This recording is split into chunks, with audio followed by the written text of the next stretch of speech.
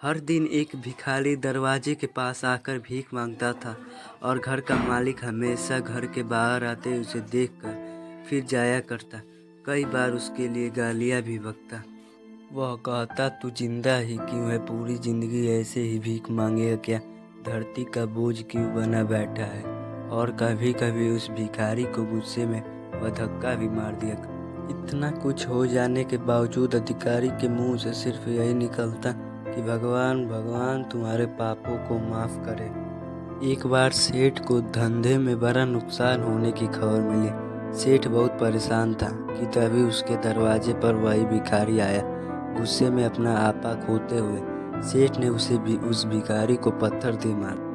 पत्थर लगने के कारण भिखारी का सर फूट गया और उसके सर से खून बहने लगा।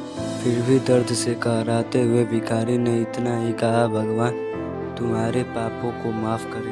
भिखारी वहां से चला गया। सेठ सोच में पड़ गए। भिखारी को पत्थर मारा, फिर भी उसने सिर्फ प्रार्थना की। सेठ का गुस्सा शांत हुआ।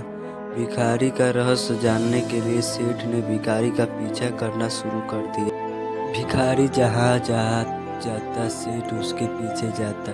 सेठ ने देखा कि कोई उसको खाना देता, कोई उसको मारता, कोई अपमानित करता तो कोई गाली देता। लोग भिखारी के साथ चाहे जैसा व्यवहार करते, लेकिन भिखारी सबके लिए एक ही प्रार्थना करता, भगवान तुम्हारे पाप को माफ़ करे। अब रात होने को आई थी। भिखारी अपने घर जाने के लिए लौट वह अपने घर पहुंच गया, लेकिन सेठ अब भी उसका पीछा कर ही रहा था। एक पुरानी टूटी हुई खटिया पर एक बूढ़ी औरत लेटी हुई थी। काफ़ी कमज़ोर और बीमार लग रही थी। वह भिखारी की पत्नी थी। अपने पति को वापस आता देख वह खाट से उठ खड़ी हुई। पत्नी ने अपने पति के भीख वाले कटोरे में देखा, उसमें सिर्फ आधी बासी रोटी थी।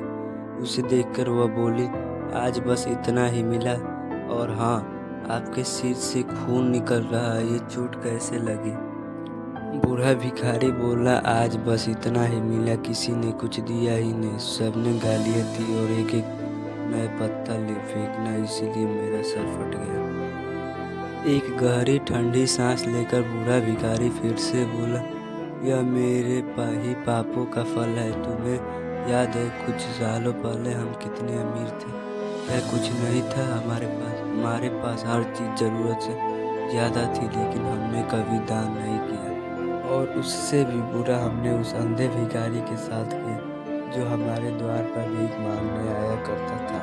बूढ़ी पत्नी की आंखों में आंसू आ गए। वह बोली, हाँ, हम उस बेचारे अंधे के साथ बहुत बुरा करते थे, उसका अपमान करते थे, उससे खाने के लिए रोटी की जगह कागज दिया करते, उसका मजाक उड़ाया करते और कभी कभी मारा भी करते। मैंने कभी उसको रास्ता नहीं दिखाया। एक बार मैंने उसके मुंह पर मिट्टी भी फेंकी थी और वह हमेशा दुखी होकर यही कहता कि भगवान तुम्हारे किए की सज़ा दे, भगवान तुम्हारे पापों की सज़ा जरूर देगा। उसका श्राप सच हुआ और हम इस दुख भरी जिंदगी में आ गए। भिखारी बोला, हाँ, उसका श्राप सच हुआ, इसीलिए मैं किसी को बदुआ नहीं देता।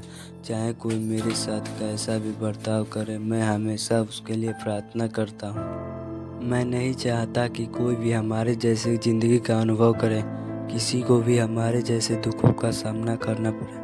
वो नहीं जानते कि वह कितना बड़ा पाप कर रहे हैं, इसीलिए अनजाने में हुए पाप की ऐसी सज़ा किसी को भी मिले मैं नहीं चाहता। सेठ वहीं पर छुप कर यह सारी बातें सुन रहा था। अब उसे सब कुछ समझ में आ गया था। भिखारी और उसकी पत्नी ने वह आधी रोटी मिल बांट कर खाया और भगवान को धन्यवाद बोलकर सो गए। अगले दिन बड़ा भिखारी फिर से भीख मांगने गया। सेठ के घर के पास जाते हैं। सेठ ने पहले से गर्म रोटी या उसके लिए निकाल कर रखे थे। उसे देते हुए सेठ विनम्रता से बोला, माफ़ कर दीजिए बाबा, मुझसे बहुत बड़ी गलती हो गई। बूढ़ा भिखारी बोला, भगवान तेरा भला करे। इतना कहकर वह आगे निकल गया। इस कहानी से जो सीख लेने लायक है वह बड़ी ही सिंपल है कि आदमी चाहे किसी के बारे में बुरा कहे या भला, लेकिन भगवान सिर्फ कर्म के हिसाब से उसको फल देता है। क्या हुआ अगर भगवान नहीं दिखता है, लेकिन यह बात बिल्कुल सच है, उसके खाते में सबका हिसाब बहुत पक्का होता है। इसलिए जब किसी के लिए कुछ भी करो तो अच्छा ही करो।